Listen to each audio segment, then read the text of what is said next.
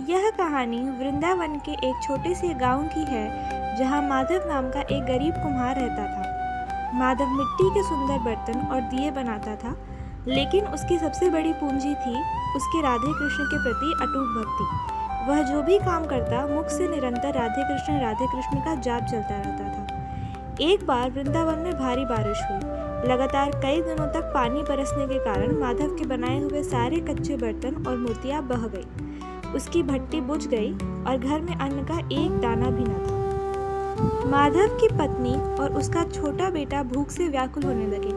माधव ने अपनी पत्नी से कहा, घबराओ मत, हमारे लाला और श्यामा जी सब देख रहे हैं, वे अपने बच्चों को भूखा नहीं सुलाएंगे। रात के समय जब पूरा परिवार भूखा सो रहा था, तभी बाहर का दरवाज़ा खटखटाने की आवाज़ आई। माधव ने दरवाज़ा खोला तो देखा कि बाहर घनघोर बारिश में एक अत्यंत सुंदर बालक और एक सुकोमल बालिका खड़े थे। उनके चेहरों पर एक ऐसा दिव्य तेज था कि मानो अमावस्या की रात में पूर्णिमा का चांद उगाया हो। बालक के हाथ में एक बांस की टोकरी थी। बालक ने मुस्कुराते हुए कहा, माधव भैया, हम राहगीर हैं, इस भारी बारिश में रास्ता भटक गए हैं, क्या हमें आज रात आपकी कुटिया में शरण मिल सकती है? माधव ने बड़े आदर से उन्हें अंदर बुलाया, लेकिन वह उदास हो गया कि वह इन दिव्य बच्चों को खाने के लिए कुछ नहीं दे सकता। माधव ने हाथ जोड़कर कहा, मेरे बच्चों, तुम मेरी कुटिया में रह सकते हो, लेकिन मेरा दुर्भाग्य है कि आज मेरे पास तुम्हें खिलाने के लिए एक दाना भी नहीं है। तभी उस बालिका ने मधुर वाणी में कहा, भैया, आप चिंता क्यों करते हैं? इस टोकरी में देखिए, हमारी मैया ने हमारे लिए बहुत सारा भोजन बांध कर दिया है, सब मिलकर खाएंगे।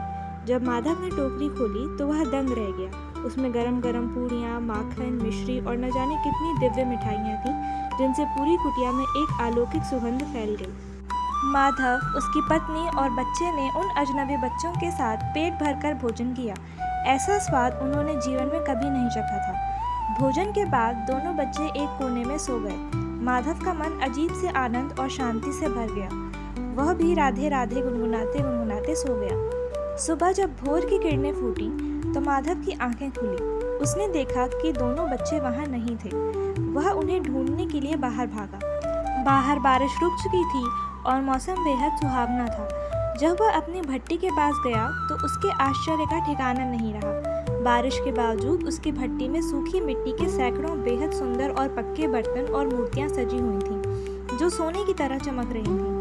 और सबसे ऊपर मिट्टी की एक अद्भुत जोड़ी रखी थी, श्री राधा और कृष्ण की, जिनके चेहरे ठीक वैसे ही थे जैसे रात में आए उन बच्चों के थे। माधव समझ गया कि साक्षात राधा कृष्ण उसके घर मेहमान बनकर आए थे। उसकी आंखों से आंसुओं की धारा बहने लगी। वह वही मिट्टी के सामने घुटनों के बल बैठ गया और रोते हुए बोला, हे करुणा सिंधु, हे श्यामाजू, आप अपनी भूख मिटाने नहीं बल्कि इस तुच्छ भक्त को भूख मिटाने और उसे तारने आए थे।